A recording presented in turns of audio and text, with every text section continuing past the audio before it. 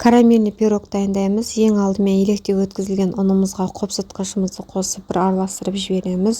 Оның үстіне сары майымызды қосып, қолымызбен крошки болғанша үгітіп аламыз. Мінекей осылай үгітіп алдық. Енді бұл ыдысымызды бір шетке қоя тұрамыз. Бөлек ыдыста құмшекеріміздің үстіне бір сары уызымызды, сұйық майымызды және де қаймағымызды қосып, барлығын жақсылап араластырып аламыз.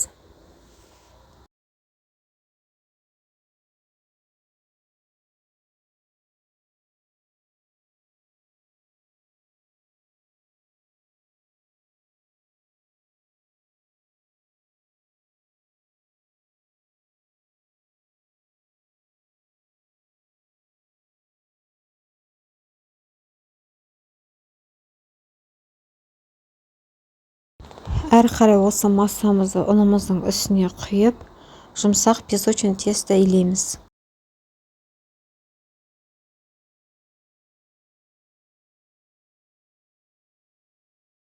Песочный тестомызды полиэтилен пакетке салып, начинкасын дайындап алғанша тоңазытқышқа қоя тұрамыз.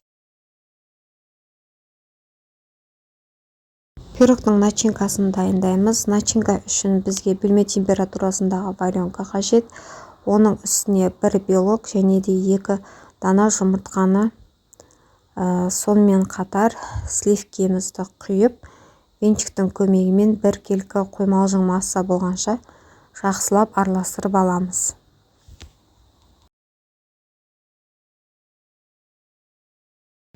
Холодильниктен тестомызды шығарып, кішкене ғана бөлігін кесіп аламыз.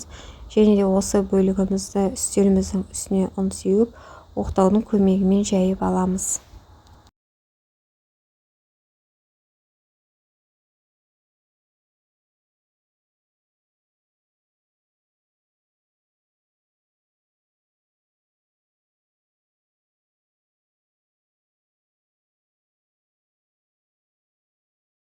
Жайып алғаннан кейін өзіңізде бар кез келген гүл тәрізді немесе жүрек тәрізді осындай насатканың көмегімен бірнеше бөліктерін дайындап аламыз. Бұл бөліктер бізге пирогымыздың бетіне қоюға, яғни әдемілік үшін қажет болады.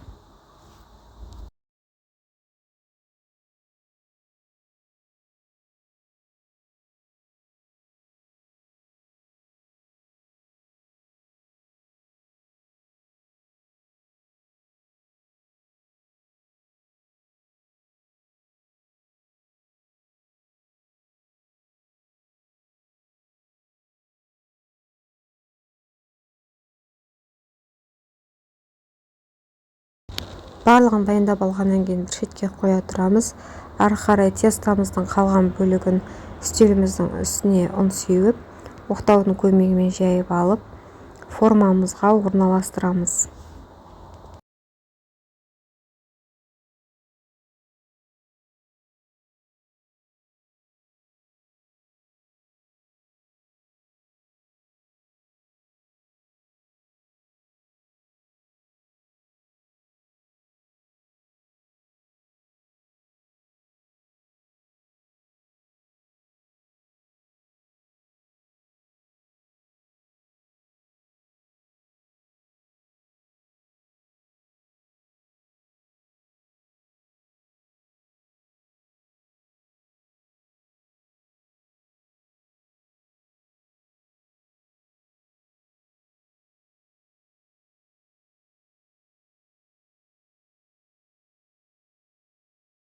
Мінекей мен тестаны шеттерін бортик жасай отырып формамызға орналастырып алдым. Енді пышақтың көмегімен формамызды айналдыра отырып, артық бөліктерін кесіп алып тастаймыз.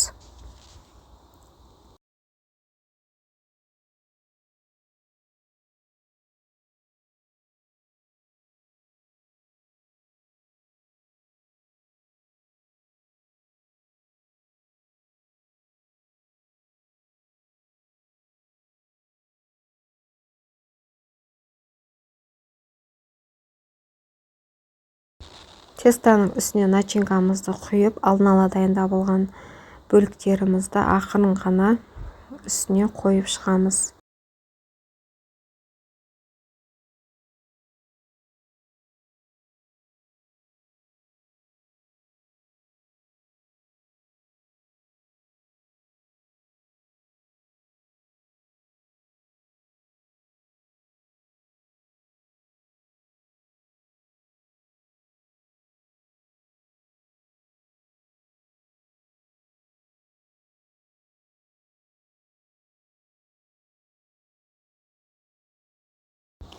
Пирогты алдын ала қыздырылған пеште пісіріп аламыз. Пирог пісіп шыққаннан кейін начинкасы біршама көтеріліп тұрады.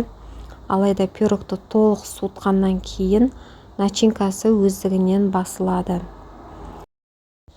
Мінекей карамельный пирогымыз дайын. Пирогты міндетті түрде толықтай суығаннан кейін ғана кесіп дастарханға ұсына аласыздар. Баршаңызға ас болсын.